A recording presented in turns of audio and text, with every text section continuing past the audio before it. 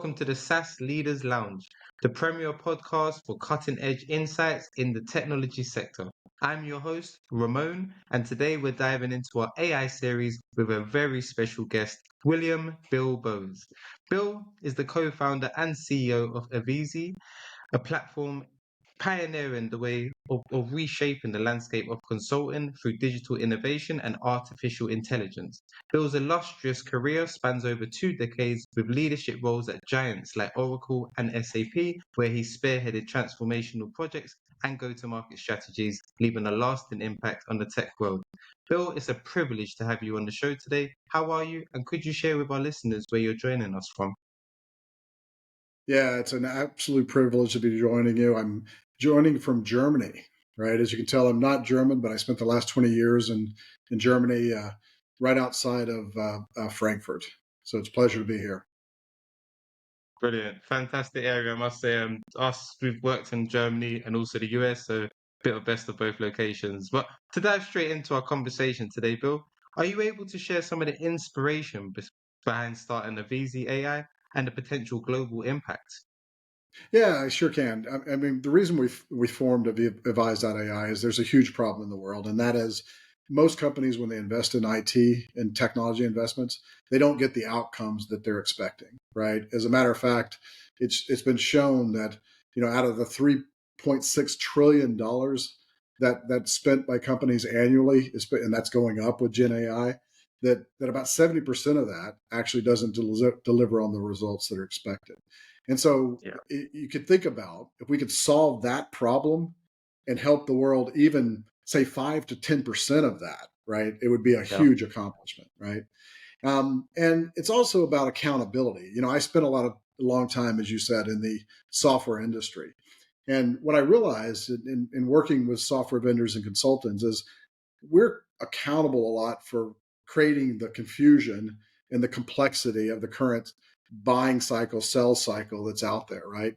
And we also, quite honestly, got lucky, and the customers didn't hold us accountable for actually delivering the outcomes and measuring the outcomes that we promised. So it's almost like I feel like before I really leave the industry, I want to fix that problem, right? And then the final thing is, I had people would tell me, Bill, if we could take your teams that you build and scale them, the world would be a better place. And so when Gen AI hit in November 2022, I said, hey, now it gives me the time to take a lot of the stuff I've done with amazing people throughout my career with Gen AI and really try to solve this big problem of transportation and continuous improvement. Fantastic. You've mentioned the strong challenges in the technology sales area affecting digital transformation. How is Avise tackling these issues? Yeah, so we help in really three ways, right? What we're basically doing is giving, and we're focusing not on the large companies because everybody focuses on the large companies, right? Because that's who Yeah. can pay for all of this confusion and pay for all this consulting. And so we're really focusing on driving affordable expertise and guidance for those that need it. And the way we're doing that first is creating digi doubles of, for example, yourself, right? But so that Yeah. your digi double can answer those questions that are easy, and you can spend more time on the high value questions, right?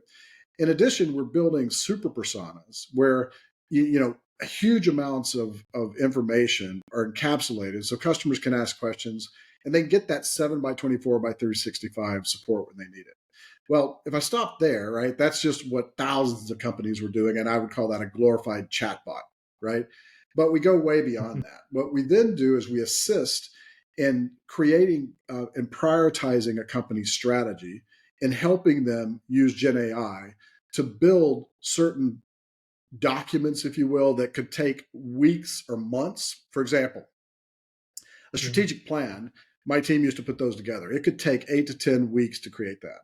On our platform, we can create it in 10 to 15 minutes and then extend it and really get a high quality document in days after that, right? The last thing is, and this is the key, is really linking that strategy to execution. I'm sure you've always heard that, it's really the change management issue of getting the buy-in of people in the company to actually drive the implementation of things, right? Yeah. And what we've done is we've figured out a cool way of how the companies can measure the outcomes they're trying to get, and they can Mm. drive their implementations from a problem based standpoint. For example, a retail Mm. company has stockouts of their solutions. There's not anybody in the company that can't get excited about solving a stockout problem, right? And so that's what we Yeah. do.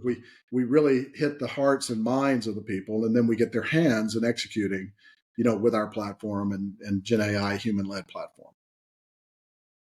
That's exceptional. I must say the speed and accuracy involved. It's really a game changer, Bill. I think streamlining the sales process could indeed accelerate digital transformation across many industries, which you've touched upon. But how does Avise utilize AI to redefine consulting in our digital era?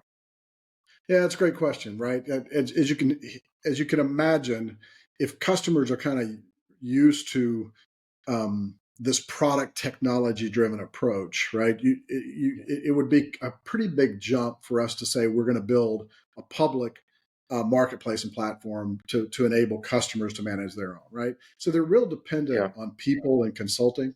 And so what we realized is we could make consulting companies, and when I say consulting company, let me be clear, more boutique, kind of smaller management consulting companies that are doing end to end, right? They're providing strategic guidance all the way to execution and delivery, right? Now, what's the issue for those companies? Usually they're very much led by one or two superstars that they can't scale the knowledge, right, of those one or two superstars. Great. And so the first thing that we do is we help to drive improvement in their utilization and margin, which is the name of the game for a consulting company, by freeing up those bottlenecks using Gen AI and scaling the expertise of lower skilled resources to get more margin out of them because they can do higher level tasks, right? The second is all That's it. about removing those bottlenecks that are really preventing them from growing revenue, right? One of the companies we were working with, they came up with a cool digital assessment, and they could charge 100K for that digital assessment with customers, but they could only do 10 of them a year. With our platform, we showed them how they could do 30. That's 2 million increase in revenue by removing the bottleneck. By the way, the bottleneck was this guy named David Kramer, which you Yeah. removed the Kramer bottleneck, and that opened up their entire business, right? The third is how do we really allow them to enhance their customer experience, right? And grow their customer experience. Because as I mentioned, partners, especially the ones we're working with on in the small and medium business space, they're usually very focused on one or two or a few solutions and driving the implementation for it, right? And then Yeah. they try to move upstream and do it more consulting. But we, with our platform, they can move even further upstream. And by the way, that's critically important right now because with Gen AI, there is not a boardroom or a CEO that's not thinking about what do I need to do to survive and thrive in the future, right? So we need more of these consultancies to use our platform and fly like eagles so that they can help more customers and drive more value. Yeah, incredible. I definitely believe how you're leveraging AI to enhance consultant services could definitely set a new standard in the industry that I haven't seen before personally. Yeah, so thank you very much for your answer, Bill. What are the top three innovations or differentiators of ours that really differentiate it from other solutions in Consultech? And why are these features so critical to the overall customer experience? Yeah, no, thank you for asking that. That's something we really recently kind of crystallized, right? And it helps, by the way, when you have a very targeted focused on making a group successful like consultants, right? The first is that Yeah, AI expertise automation, right? It's the combination of how do you scale knowledge internally to the consultancy and externally to their clients, and by using that digi double, right, where you actually can create the digi double. And by the way, just a comment on that.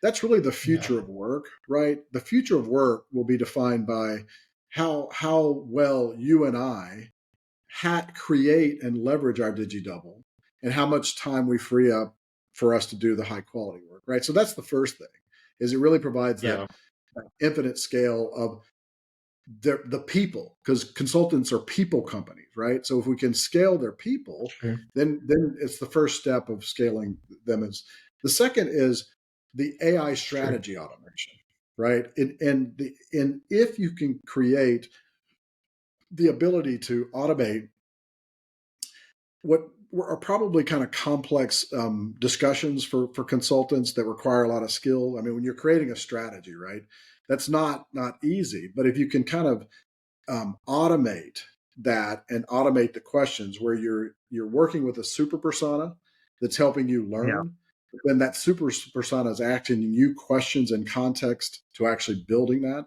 It kind of makes the Develop it much faster. presentation builders that you've probably seen out there that I kind of laugh at. It's like, okay, I got a presentation, but I can't do anything with it. Ours gives you something that's custom for that customer, and you really can use it, going forward. The last is really linking that strategy to execution and driving that AI execution and business automation, right? Because, and this is where I'm really proud, is the platform that we've built, is stable, secure, scalable, because we built it on top in class AWS services, right? And we're Yeah. using the ability to go out to multiple LLMs if we need to, based on cost and quality. But Okay. all of that's already thought through. By the way, we're integrated to Calendly, we're integrated to Zoom, we're integrated to Stripe. So everything is full turnkey. And that's what the consultants that we're working with need, right? Because they, number one, can't invest into Gen AI. Just think about how fast this market is moving, right? There's no way Yeah. that a Incredibly. consultancy can eat, breathe, lead, and sleep like my team and I are doing that market, right? And so this really provides something that they can use out of the box and kind of customize to their needs and their customer needs. Yeah, I think the differentiations are obvious from your explanation there. It's truly fascinating, and it's clear to see how those said innovations could dramatically improve customer experience in consulting. I think having those doubles, we're already seeing a lot of kind of AI agents being created nowadays, especially with the new release of Rabbit.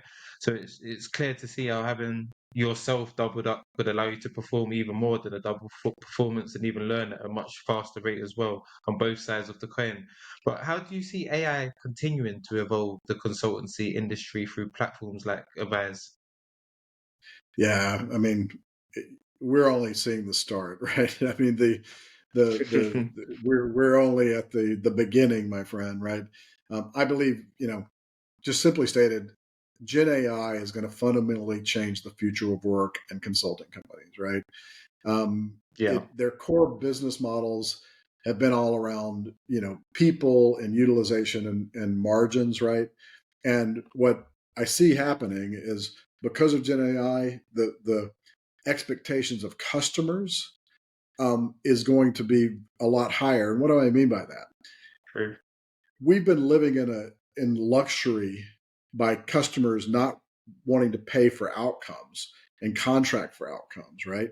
I think the future of expectations of customers is going to go up exponential, right? Because they're going to basically say, I expect, with all the maturation of SaaS technology and of AI technology, I expect you to be able to continuously improve my business and or transform my business Yeah, where I see a differentiating competitive opportunity. But that whole shift is going to be led. The consulting companies that can take and adapt are going to be the winners at the end, right? Those consulting companies that still try to put their head in the sand and kind of live in their current reality are going to be the ones that are going to perish, quite honestly, right? And so, definitely. and if I knew how AI was going to support that fully, I would be lying. But I can tell you, we'll be right there, working with hundreds, hopefully thousands of consultants to continually improve it with the impact from our feedback from customers, right? Yeah. I completely agree with you there, Bill. I think AI's role in consultancy seems definitely increasingly pivotal. In a previous podcast, we actually discussed kind of AI replacing jobs overall, and I think a comment that I've always liked is that AI won't necessarily replace you, but someone utilizing AI most probably will. So it leads me on to my next questions on what's your views or concerns that AI might lead to job displacement in consulting? Yeah, I've been doing this for a long time, and right, this is always the FUD, the fear and uncertainty and doubt that's created, right? And my response to this has always been the same, right? And it's the jobs that you have to worry about. It's not the work, right? The work is always going to be there. The jobs will change. And let me give you a Yeah, kind of an example that I like because it's kind of comical and when Ford, Henry Ford came out with the automotive and started building it in mass production, right? Well, it eliminated the need for horse transportation in New York and actually London. Well, the that's true. reality is all those people that were cleaning up after the horses, they were worried about, okay, what's my my work going to be in the future? Well, what they found out is their work is actually working on the production lines, and their job was drastically different. Actually, increased their quality of living and increased their all of the things. Right now, I'm sure that there were those people out there that said, "Hey, my job and my work are the same," kept their head in the sand, and of course, it affected them. Right, so it's all about just figuring out the new jobs, but the work is not going away, right? The work is still going to be Yeah, there. And I yeah. would contend it's No, actually going to go on. that's an excellent example. I must say it keeps a positive forward thinking going as well. It's a very similar question. What are some misconceptions about AI in consulting that you frequently encounter and wish to debunk? Yeah, so I mean, the first one obviously is one of the biggest ones, right? Oh, it's going to put the knowledge worker out of business. Um, Yeah, um, the other is kind of generative AI alone is not sufficient. Is not sufficient, right? You really need the combination of the human and Gen AI, right? Because it yeah, this misconception that Gen AI is again going to replace the human, right? It's replacing some of the things that humans have in the past been known to be able to do, right? But it can't yeah, replace the creativity, at the end of the day, the trust that you have to get from people, because this is a trust world, right? And it's all about that. And there, no one's ever going to trust a Gen AI DigiDouble. They may trust your, they may trust me and my DigiDouble better because they know I spent more time working with my DigiDouble to make sure that they're yeah, giving accurate answers, right? Um, Also, there's a lot of questions about, are the large language models and the closed language models, are they going to dominate the future, right? And does anybody that has a small startup, like, we just wasting our time, right? Because it's all going to be captured by the few beasts that are out there, right? And I mm, think that's a huge misconception. And what we've proven is you have to leverage the large language models, right? But the key is in context and curation of data to that context. We get a whole lot better responses than any large language model because we are curating content and um, leveraging that content and context to a very specific problem and scope, right? So therefore, yeah, I think that's the main thing I'd like to rebuke and refute is there's plenty of opportunity out there for a ton of startups, and I think there needs to be a lot more startups like Evise.ai versus just the technology infrastructure players that are out there. definitely. I think, yeah, it's an insightful perspective that you mentioned. It's the kind of idea that AI isn't replacing humans but enriching it. I think, yeah, that I completely agree with you on the aspect that I've kind of inferred. But looking ahead to the future, which we have been doing a bit here, What future developments do you foresee for AI and digital transformation over the next 5 years? Yeah, I mean, so what we're already seeing, right, is and we again we were first runners in this, right? I believe the digital transformation space, the console tech space, is going to start to get pretty crowded, right? I think Yeah. people are starting to realize that's a space that is ripe for disruption and ripe for fixing. I believe that companies and customers are going to start getting more intelligent and understanding the art of the possible, and I think they're going to start taking their transformation and continuous improvements already are in their own hands. So obviously that kind of translates into our Evise.ai vision, right? Is what because we Yeah. eventually want customers to be able to drive and manage their own business success, either with or without a consulting organization. Yeah, so I think that the next 5 years in the transformation space is is going to be a wild west, right? And here's the last thing I'll say on that, because the vendors and all the consultants have been having a party for the last 30 to 50 years. And that party is reselling and selling the same thing over and over again and getting multiple millions of euros and dollars or whatever denomination you want to talk about, and Yes. actually not being held accountable for delivering outcomes, right? And that party I think is soon going to be over, because customers True. can't afford that anymore, because they need to figure out how they're going to use Gen AI to transform their processes, right, and their businesses. And that sheer focus of maybe being put out of business is going to make customers say, "Hey, no more BS. Let's get down to brass tacks," right? Definitely. Yeah. I agree with yourself. I think the potential is indeed vast in regards to digital transformation, as you've alluded to right there. A bit of a creative question. Not sure how you'll take it, but if Avise AI could dream, what do you think it would dream about?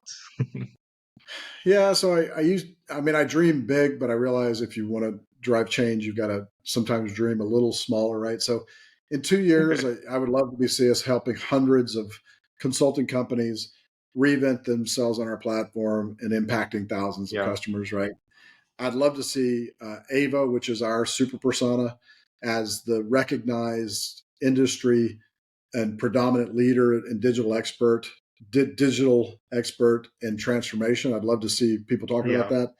that. And mainly, I would love to see people write about Evise.ai as a recognized leader in Gen AI that's really focusing on the future of work and making an impact on an old age problem of failed transformations. And that we really start to get recognized that we are trying to solve a bigger problem. And if people would unite with us, we could solve that problem in with exponential scale, right? So I have this dream that at some point I'm able to do an interview that, hey Bill, you started attacking one of the biggest problems that affects sustainability and all of this stuff. Yeah. Uh, how did you know to do that? Now you've got the world that's getting behind you, right? So that's probably the bigger part of my dream, But yeah, the other two are kind of the more realistic. No, but with your differentiators, your kind of forward-thinking perspectives, and definitely your experience, hopefully that dream can become a reality. As it's definitely realistic dreams, I must say. I Brilliant. hope. And I before we hope. move on, Let's see. any humorous or unexpected moments have you had while working at Avise? Whew, man. Well, yeah. First off, one of my things when I formed Devise was I wanted to be working with people I love to work with, and we always have fun, right? But if you Yeah. really some of the humorous, it's kind of humorous and it's kind of sad at the same time. Is when we've been trying to raise funds and raise from investors, the amount of people that come out of the woodwork and try to offer you money laundering schemes. We had a company that said, "Hey, I'll give you 10 million if you give me 2 million back." And then we had another one that said, "Hey, I'll give you 10 million and an ATM card where you can withdraw it at will," right? And you're like, is this reality, right? And so that was Not at all. probably one of the combination of humorous and sad at the same time, right? That there's Most people definitely. trying I to take. guess the interest. Yeah, exactly that. A lot of people are interested. It shows you're heading in the right directions, but I guess a lawyer's important in those kind of agreements to ensure there's nothing missing on the dotted line because it's very Yeah, important. But yeah, again, thank you so yeah, much, Phil, on the deep dive questions. I think all amazing answers. But now to move on to more of our light-hearted, kind of quick fire section, it would yep. be great to kind of learn more about yourself beyond the personal achievement. So we're going to start with some rapid fire questions. I hope you're ready for. I'm ready. Fire away. Brilliant, brilliant. So would you prefer to have super speed or the power to teleport anywhere? Uh, Super speed. Brilliant. Would you prefer to be a genius or be wealthy? A genius. Fantastic, me too.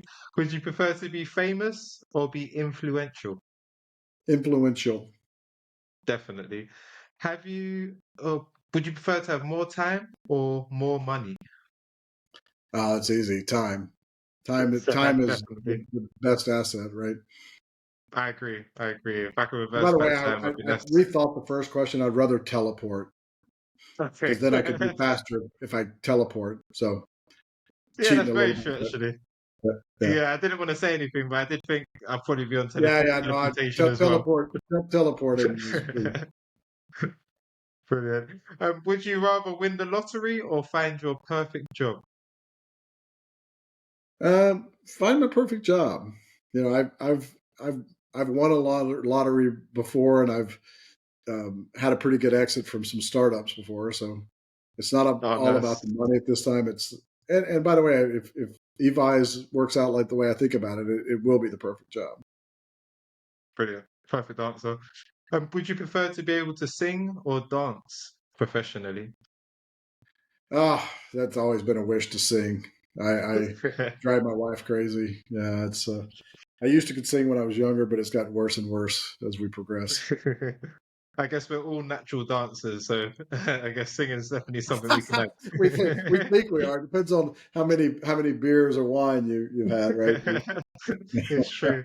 And last question, would you prefer to be able to rewind time or pause the button on your life? Or have a pause button in your life? Ask that again. I didn't understand that. What would you say? Would you prefer to have a rewind button or have a pause button on Oh, your a life? rewind button or a pause button.